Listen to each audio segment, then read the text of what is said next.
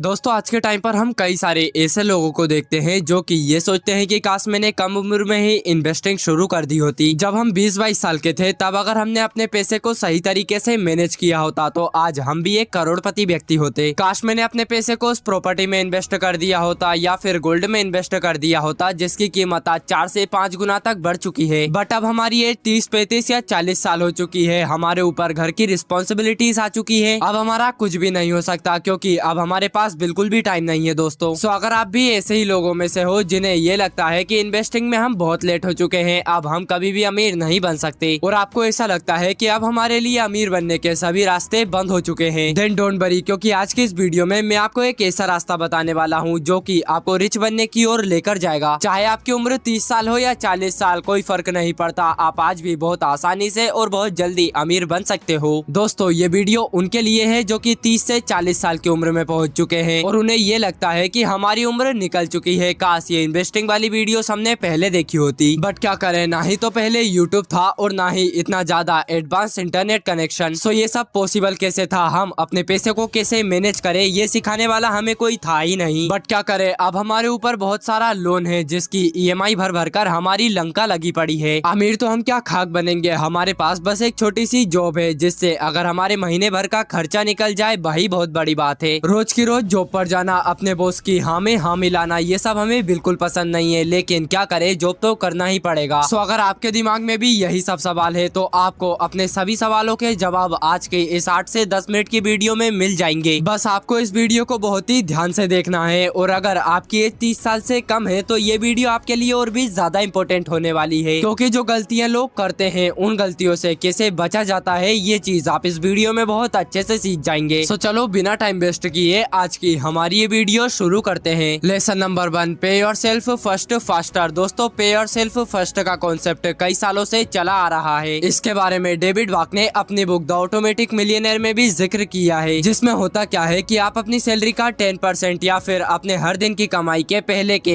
1 घंटे की कमाई को अलग कर देते हो और फिर उसी अमाउंट को इन्वेस्ट करना है। ये चीज हर इंसान को जरूर करनी चाहिए। बट अगर आपकी उम्र 30, 35 या 40 साल है तो आपको अपने हर दिन के पहले और दूसरे घंटे की कमाई को अलग रखना होगा, जिसे कि पे योरसेल्फ फर्स्ट ट्वाइस कहते हैं। चलो इसे और भी आसानी से समझते हैं। मान लो आपकी एक महीने की सैलरी है 30,000 रूपए, तो आप हर दिन 1,000 रूपए कमाते हो और अगर आप एक दिन में 8 घंटे काम करते हो तो आप हर घंटे 125 रूपए कमाते हो। अगर आप अभी यंग हो, यानी कि अगर आपने अभी अभी जॉब करना शुरू किया है और आप अपने अर्ली 20s में हो, देन आप अपने 1 घंटे की कमाई यानी कि 125 रूपए को इन्वेस्ट कर सकते हो। बट अगर आपकी एज 30 साल से ज्यादा है तो आपको अपने 2 घंटों की कमाई यानी कि 150 रुपए को इन्वेस्ट करना होगा। सो अगर आप एक दिन में 250 रुपए इन्वेस्ट करते हो तो महीने के एंड में टोटल आप एक महीने के लगभग 7,500 से भी ज्यादा रुपए इन्वेस्ट करोगे। ऐसा करने से आप अमीर बनने की रेस में हमेशा आगे रहोगे। मैं जानता हूँ कि ये अमाउंट आपको बहुत छोटा लग रहा होगा, लेकिन आगे जाकर धीरे धीरे कर हम इस अमाउंट को और भी ज्यादा बढ़ाने वाले हैं। अब ये सब करने के लिए हमें सहारा लेना पड़ेगा लेसन नंबर 2 का, जो है द डबल लाटे फैक्टर। दोस्तों एक बहुत ही फेमस कोट है, it's not how much we earn, it's how much we spend. यानी कि हमारे अमीर बनने के लिए जो मेन चीज रिस्पॉन्सिबल है वो ये नहीं है कि हम कितना कमाते हैं, बल्कि ये है कि हम अपने कमाए गए पैसों को कैसे इस्तेमाल करते हैं। अगर आप अच्छा खासा पैसा कमाते हो लेकिन खर्चा भी बहुत करते हो और उसमें से भी आपको उधारी लेने की जरूरत पड़ जाती है, तो ऐसे में आपको फाइनेंशियली बर्बाद होने से कोई भी नहीं बचा सकता। और इसके लिए डेविड वाक ने एक बहुत ही इंटरेस्टिंग मेथड सजेस्ट किया जिसे कि वो लाटे फैक्टर कहते हैं। अब जैसे कि मान लो हम अपने दिन की शुरुआत एक कॉफी से करते हैं जिसका प्राइस लगभग 250 से 300 रुपए तक होता है, यानी कि दिन के हम 250 या 300 रुपए एक कॉफी पर खर्च कर रहे हैं। इमेजिन करो अगर इसी पैसे को हम म्यूचुअल फंड्स या इंडेक्स फंड में इन्वेस्ट करते हैं तो हमें कितने अच्छे रिटर्न्स मिलेंगे। हाँ वैसे हम इंडियंस एक दिन का कॉफी पर इतना पैसा खर्च नहीं करते, बट उधर का मतलब यहाँ पर सिर्फ कॉफी से ही नहीं बल्कि आप जितने भी फिजूल खर्च करते हो उन्हें बचाने से था। मान लो कि आप पैसा कमाते हो लेकिन आप हर हफ्ते अपने दोस्तों के साथ मूवी देखने जाते हो जहाँ पर पॉपकॉर्न और समोसे वगैरह ऑर्डर करते हो, जिसमें कि आपका बिल लगभग 1500 रुपए बनता है, यानी कि महीने में आप लगभग 6,000 रुपए इन चीजों पर खर्च कर देते हो। लेकिन अगर आप अपनी इसी हैबिट को बदल लेते हो और अपने इन 6,000 रुपए को हर महीने SIP कर इंडेक्स फंड में इन्वेस्ट करना शुरू कर देते हो तो 14% के ईयरली रेट के हिसाब से आपकी वेल्थ बढ़कर 30 सालों में लगभग 3 करोड़ से भी ज्यादा रुपए की हो जाएगी। बल्कि अभी तो हमने एक छोटे से खर्चे को बचाया है। अगर आप इसी तरह अपने कई सारे फिजूल खर्चों में कटौती करते हो तो आप एक महीने के 6,000 नहीं बल्कि 15,000 तक सेव कर सकते हो। दोस्तों, अगर आप 15,000 रूपए SIP के थ्रू इंडेक्स फंड में इन्वेस्ट करते हो तो 30 सालों में आपकी वेल्थ बढ़कर लगभग 8 करोड़ से भी ज्यादा रुपए की हो जाएगी। लेकिन जैसा कि हम जानते हैं कि आप इतने लंबे समय तक इन्वेस्ट नहीं कर सकते क्योंकि आपकी एज ऑलरेडी बहुत ज्यादा हो चुकी है। तो हम 30 साल वेट कैसे करें? तो इसी के लिए आपको सिंपली डबल लाठी फैक्टर का यूज करना होगा। जहां आप एक दिन के 500 रूपए बचा रहे थे, अब आपको एक दिन में लगभग 900 से 1,000 रूपए बचाने होंगे। बट प्रॉब्लम यहाँ आती है कि हम इतना पैसा सेव कैसे करेंगे। सो इसका सोल्यूशन मिलेगा आपको अगले लेसन में। Lesson number 3, make it automatic and plan your tax properly. दोस्तों, ये आपके लिए बहुत ज्यादा इंपॉर्टेंट लेसन है जो सच में आपकी बहुत ज्यादा हेल्प कर सकता है। क्या आप ये जानते हो कि आपको जो सैलरी मिलती है वो कभी भी पूरी नहीं मिलती, उसका कुछ हिस्सा गवर्नमेंट के पास चला जाता है जिसे कि हम टैक्स भी कहते हैं। दोस्तों, आप जिस भी टैक्स स्लैब में आते हो उसी हिसाब से आपका पैसा ऑटोमेटिकली कटता है, क्योंकि कुछ भी हो जाए गवर्नमेंट टैक्स लेना कभी भी नहीं भूलती और देश का नागरिक होने के नाते आपको टैक्स देना भी पड़ता है। बट वही गवर्नमेंट हमें कुछ ऐसी फैसिलिटीज भी देती है जिनके जरिए हम अपने टैक्स को लीगली बचा सकते हैं और यहीं पर काम आता है हमारा ऑटोमेटिक प्लान। दोस्तों, इस चार्ट में देखिए। इस चार्ट के अकॉर्डिंग अगर आपकी सालाना इनकम 3 लाख रुपए या फिर उससे कम है तो आपको बिल्कुल भी टैक्स देने की जरूरत नहीं है। भाई, अगर आपकी सालाना इनकम 3 लाख से 6 लाख रुपए तक है तो आपको 5% का टैक्स देना पड़ेगा और अगर आपकी इनकम 6 लाख से 9 लाख रुपए तक है तो आपको सालाना 10% का टैक्स देना पड़ेगा। तो दोस्तों, आप कमेंट बॉक्स में कमेंट कर मुझे ये जरूर बताइएगा कि आप इस चार्ट के अकॉर्डिंग किस टैक्स स्लैब में आते हो। मान लो आपकी सालाना इनकम 12 लाख रुपए है तो आप अपने पैसे को टैक्स से कैसे बचा सकते हो? इसके लिए गवर्नमेंट हमें कई सारे ऑप्शंस देती है। इस चार्ट के अकॉर्डिंग अगर आप अपने पैसे को ATC सेक्शन के अंदर इन्वेस्ट करते हो तो आपको साल का लगभग 1.5 लाख रुपए का रिबेट मिल जाएगा। इसके अंदर PPF में इंटरेस्ट रेट फिक्स होता है और अभी के हिसाब से PPF में 7.1% का इंटरेस्ट फिक्स चल रहा है। साथ ही में आप अपना पैसा ELSS में भी इन्वेस्ट कर सकते हो। ELSS एक तरह का टैक्स सेवर म्यूचुअल फंड्स होता है जिनका 3 साल का लॉक इन पीरियड होता है और इनमें भी आप अपना पैसा इन्वेस्ट कर सकते हो। इसी के साथ साथ ऐसे कई सारे इन्वेस्टमेंट ऑप्शन है जिनमें अपने पैसे को इन्वेस्ट कर आप अपने टैक्स को बहुत कम कर सकते हो। लेकिन दोस्तों, अपना पैसा इन्वेस्ट करने से पहले आप इन फंड्स का लॉक इन पीरियड अच्छे से जान लेना, क्योंकि एक बार इन फंड्स में पैसा इन्वेस्ट करने के बाद आप इनके लॉक इन पीरियड तक उन पैसों को वापस बाहर नहीं निकाल सकते। इसी तरह आप ऑटोमेशन का यूज कर SIP के थ्रू अपने पैसों को डायरेक्टली बैंक अकाउंट से इन्वेस्ट करा सकते हो। चलो, अब हमने ये तो जान लिया कि आप ऑटोमेशन का यूज कर डायरेक्टली अपने बैंक अकाउंट से ज्यादा पैसे इन्वेस्ट करा सकते हो। लेकिन अब हमारे मन में एक और सवाल आता है कि आखिर ऐसा क्या किया जाए जिससे कि हमारी इनकम भी ग्रो हो पाए, और इसका जवाब मिलेगा हमें अगले लेसन में, जो कि है lesson number 4, make more money. दोस्तों, सब कुछ करने के बाद दिमाग में एक ख्याल जरूर आता है कि आखिर और भी ज्यादा पैसा कैसे कमाएं। इसे समझने के लिए चलो एक रियल लाइफ एग्जांपल को अपनाते हैं। आज से कुछ साल पहले मेरा दोस्त रेलवे के एग्जाम की प्रिपरेशन कर रहा था। इसी दौरान उसके मन में एक सवाल आया कि लाखों लोग इस एग्जाम के पीछे पड़े हैं, क्या पता मैं पास होऊंगा या नहीं, मेरा सिलेक्शन होगा या नहीं, इस चीज की कोई भी गारंटी नहीं है। तो ऐसे में मेरे पास एक इनकम सोर्स तो होना ही चाहिए। आपको तो ये बात पता ही है कि आज के टाइम पर सब कुछ ऑनलाइन हो चुका है। अगर आपको स्टडी करना है तो कई सारी वेबसाइट और यूट्यूब चैनल्स अवेलेबल है जिनमें की वो वेबसाइट आपको मॉक टेस्ट बना कर देती है और यहाँ पर आपको ट्यूशन की तरह पैसे देने की जरूरत नहीं होती। तो उसके दिमाग में एक आइडिया आया कि क्यों ना इन वेबसाइट्स के ओनर से बात की जाए, कोई तो ऐसा होगा जो कि मॉक टेस्ट तैयार करता होगा। फिर उसने एक वेबसाइट से कांटेक्ट किया और फिर वो घर बैठे बैठे एक फ्रीलांसर के तौर पर काम करने लगा। ये चीज उसके लिए बहुत अच्छी रही। वो आर्टिकल्स लिखता और मॉक टेस्ट के लिए कुछ क्वेश्चंस पिक करता, जिससे कि उसकी भी अपने एग्जाम्स के लिए प्रिपरेशन हो जाती। साथ ही में वो महीने के लगभग 25 से 30 हजार रूपए आराम से कमा लेता। तो मेरे कहने का मतलब ये है कि आप चाहे कोई जॉब करते हो या फिर स्टडी, आपको अपने किसी भी पार्टिकुलर स्किल के जरिए कोई ऐसा काम करना चाहिए जिससे आप महीने का 10 से 15 हजार रूपए एक्स्ट्रा कमा लो। और आज के इस डिजिटल एरा में लोग वीडियो एडिटिंग करके, स्क्रिप्ट राइट करके या फिर किसी भी डिजिटल प्रोडक्ट को सेल कर हर महीने बहुत अच्छा पैसा कमा लेते हैं। तो अगर आपको भी लगता है कि आपकी एज बहुत ज्यादा हो चुकी है, आपके पास कोई भी एक्स्ट्रा इनकम सोर्स नहीं है, आप अपने पैसों को इन्वेस्ट करना तो चाहते हो लेकिन आप अपनी सैलरी से सिर्फ इतना ही पैसा कमाते हो जिससे कि आपका घर खर्च चल सके, इन सभी चीजों की वजह से आप अपनी लाइफ में बहुत कमजोर और हारा हुआ महसूस करते हो। अगर आपको ये लगता है कि ये सब आपके जल्दी फाइनेंशियली अवेयर ना होने की सजा है तो आप इस वीडियो में बताई गई मेरी इन सभी स्टेप्स को अच्छे से फॉलो कर सकते हो। बस दोस्तों आज के इस वीडियो में इतना ही। आशा है कि ये वीडियो आपको पसंद आई होगी, और अगर ये वीडियो आपको अच्छी लगी हो देन प्लीज इस वीडियो को लाइक एंड हमारे इस चैनल को सब्सक्राइब कर दीजिए।